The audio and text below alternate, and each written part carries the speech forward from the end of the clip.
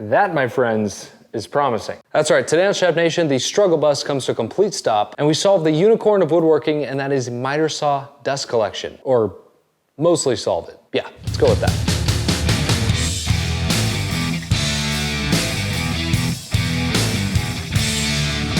Welcome back to another episode of Epic Failure featuring the miter saw and me. If you didn't catch the last video where I spent a ton of time designing this really cool looking yet entirely ineffective dust collection system for my miter saw, because as we all know, miter saw dust collection is a giant problem in pretty much everybody's shop. Now, despite the undeniable cool factor of the first version, as you all saw, it didn't really work very well. And in this video, I hope to finally crack the code, or at least get a lot closer than I did last time. But before we do that, let's establish the true baseline. A lot of you called out correctly that I didn't test the standard dust collection chute that comes with the saw. I just kind of ripped it off and threw it to the side because in every review or video I saw about it, they said this effectively did nothing. But that's not very scientific. Let's throw it on the saw and test it out.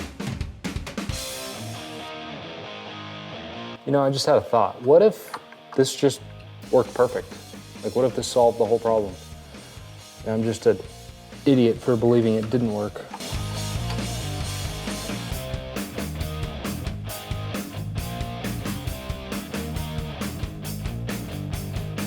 All right, fittings in place. We'll hook a dust collection nose up to it. I'll do the same 8 cuts and then we'll compare results.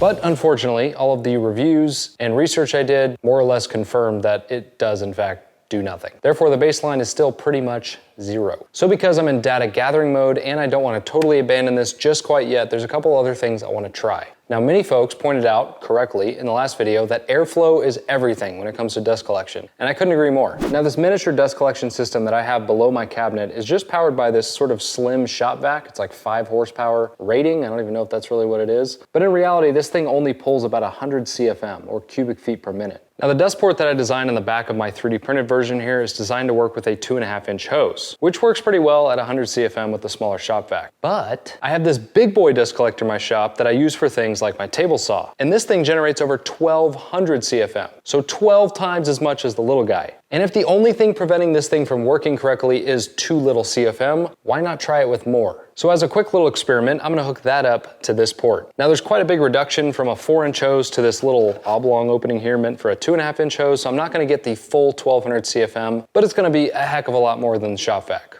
Let's see if that makes a difference.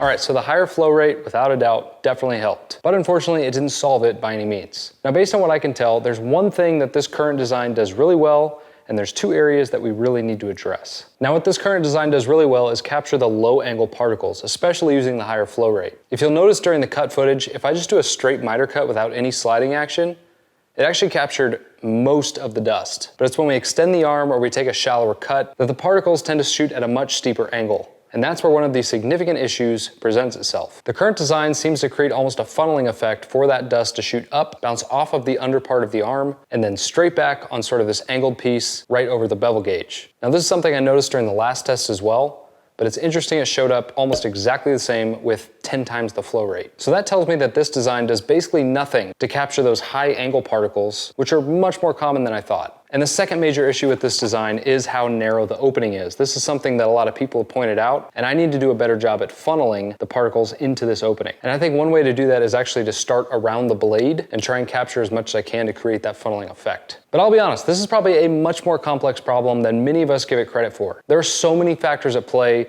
like flow rate, particle speed, momentum, fluid dynamics. Like for example, I don't know if the spinning blade is creating a vortex that's causing the particles to act in a certain way. This could get really deep really quick. So to adopt the fail fast mentality, I'm gonna get quick and dirty trying to find solutions, which means cardboard, duct tape, anything that'll help. I'm probably gonna find out a lot of ways how not to do something, but hopefully in doing that, I find a solution that works or one that we could build off of.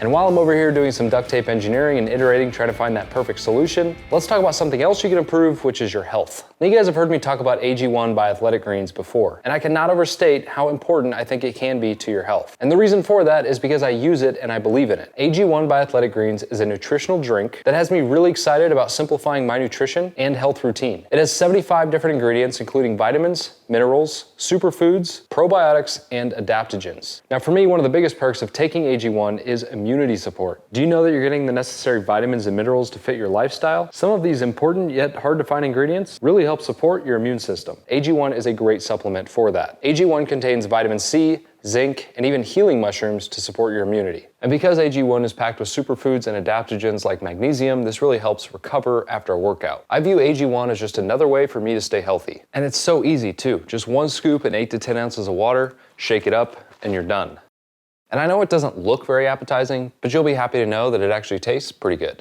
If you want to try it out for yourself, go to athleticgreens.com/shopnation to get started on your order. Athletic Greens is going to give my community a 1-year supply of immunity supporting vitamin D and 5 free travel packs with your first purchase. All right, let's go see if I'm done MacGyvering.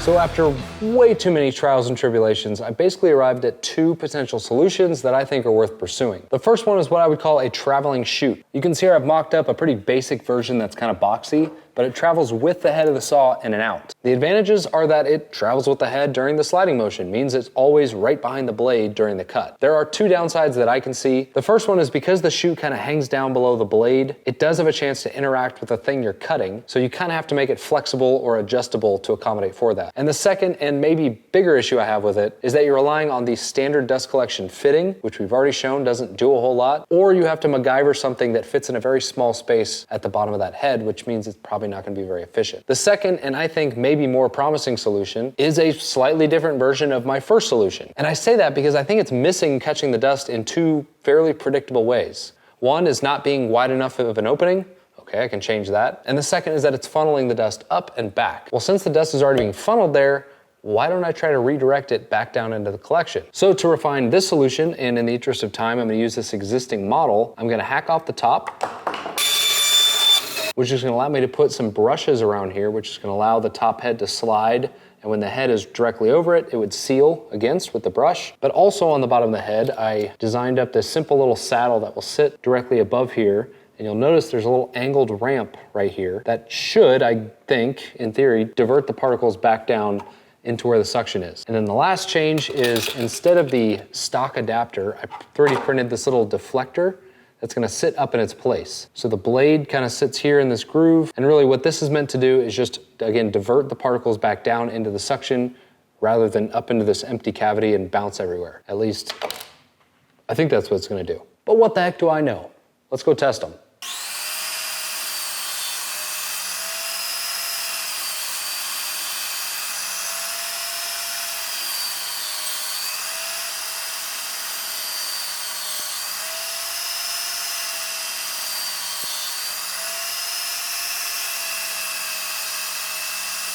This is not going well, but I'm gonna give it the old college try and make an optimized design for each and then test that.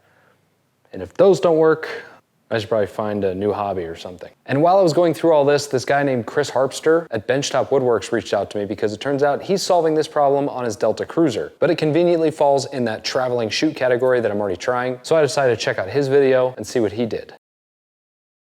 And his solution is a lot simpler than mine. Here I am killing myself trying to reinvent the wheel, and this guy folds up a piece of drawer liner and solves his problem. So knowing he had at least some success with his design, I'm gonna adopt a similar solution but include 3D printing and see if I could figure it out.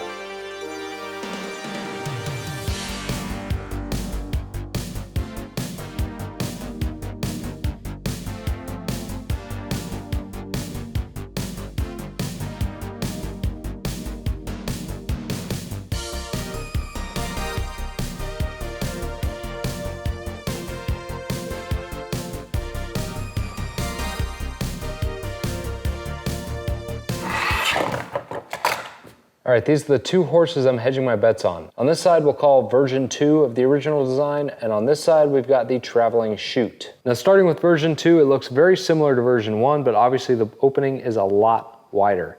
There's also some curved pieces in here to help divert particles into the suction. And this section is actually lower than it was before so that I can put some sort of sealing strip around here such that this part can kind of interact and seal against it. The major changes here are that I want to deflect particles back down into the suction utilizing this as well as the deflector piece that mounts just behind the blade. Traveling chute is a lot simpler. It is literally just a chute with some flexible material here on the end. This sits just behind the saw blade, and as the sawdust shoots up with the blade, the thought is that it gets collected out of the existing dust collection fitting at the top of the saw. You can see I also printed an adapter for fitting at the top of the saw to accept a 2.5-inch dust collection hose. So I guess all that's left now is to test them out, starting with version 2.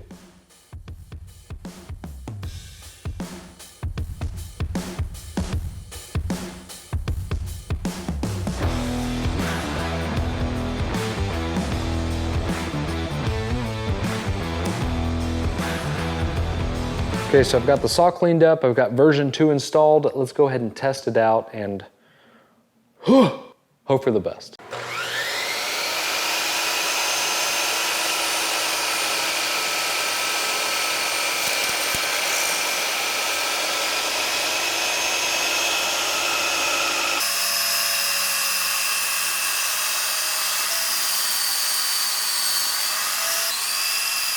And I know what you're thinking. You're sitting at home on your comfy couch thinking, this guy is an idiot. And I think based on the cut footage, you can see that version 2 is measurably worse than version 1. And I think one of the contributing factors for that was I'm trying to open up this opening to catch more dust coming this way. I ended up just creating too big of an air volume to capture those dust particles and pull them out with the suction, even at the higher flow rate. Also related to that, the top opening is now a lot bigger. So all those ricocheting particles can escape kind of out the sides, and my tactics to kind of redirect the particles back down just didn't work. So yet another disappointment in this battle to tame the wild beast that is miter saw dust collection. But we've still got one more design to try. That's the traveling chute. Let's get that installed, try it out.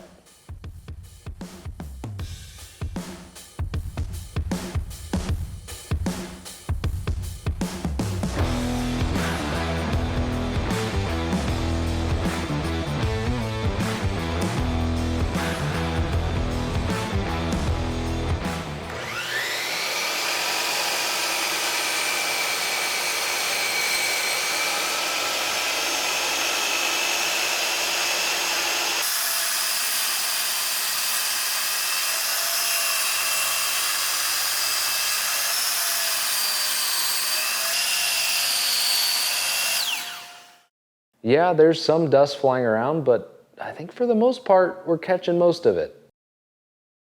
I'm gonna call my current mood cautiously optimistic. I think that perfectly sums up how I feel. I don't know about you, but I think that looks pretty promising. Now, is it perfect? No, but I've kind of given up on pursuing perfect for something like this. I think trying to find a perfect solution for miter saw dust collection is a bit like looking for a unicorn. Your friends are just gonna laugh at you and you're not gonna find anything. But this simple little traveling chute design really gives me hope. Now, if we go back and look at what the stock fitting looked like that came with the saw, there are some major flaws with the design that this new design, I think, addresses. The first one is the total vertical angle of the little flappy thingy that hangs down. So basically the particles are just hitting a flat wall and then bouncing straight off. This new design incorporates an angle, so the particles are kind of pushed up a ramp versus up against a wall. And the second is how much this one really encloses around the blade during the cut. And my absolute favorite thing about it is it's simple. Now I can further tweak this and enclose more of it and kind of prevent the particles from bouncing out the sides, which I think is most of the dust that we're seeing after the cuts. And I really think I can make this thing even better. But even if I didn't change a thing, this is far better than the standard dust collection system or anything else I've concocted over the last several weeks of my life. And that, my friends, is what we're gonna call good enough. I'm a little burnt out, frankly, on the whole dust collection issue, and that little simple solution is gonna make my life a little bit better. I'm still gonna have to clean up after I make a ton of cuts on this thing, but who cares? I will say that this entire process has taught me a lot about how not to make dust collection systems for a miter saw, but also highlighted just how complex the issue is. Yeah, some shops will solve this by making a box around their saw. Others will solve it by killing themselves for weeks trying to 3D print the perfect solution. But in the end, we're all still gonna have dust on our miter saw when we're done using it. Now, as I mentioned, I'm gonna refine this thing just a little bit more, but I know there's a lot of people out there with this saw that are just tired of the insane mess that this thing makes when you're making cuts. So once I get that refined a little bit and perfected, I'll make them available, both as a print file if you want to make your own or as a product that you can buy. I will host both of those in my Etsy shop. I'll have that linked here. And once it's finalized, I'll have it linked in the video description below. Thank you guys so much for watching. If you made it through both videos, kudos to you. Give yourself a thumbs up on this video. And if you want to see more future examples of me jumping on the struggle bus, go ahead and hit subscribe. What I'm building usually works out, just for the record. I will see you guys on the next project. And as always, continue to pursue shop greatness. I'm just being objective here, but I think the history books will reflect man's greatest achievements at putting a man on the moon, solving global warming, and improving miter saw dust collection. I wonder if Elon has any spare time to solve this one. Man. Serious question though, does this thing look like a shiwi? Those little things that girls will pee in, like into a bottle if they can't stop for the restroom? I'm thinking I just could have used a shiwi for this.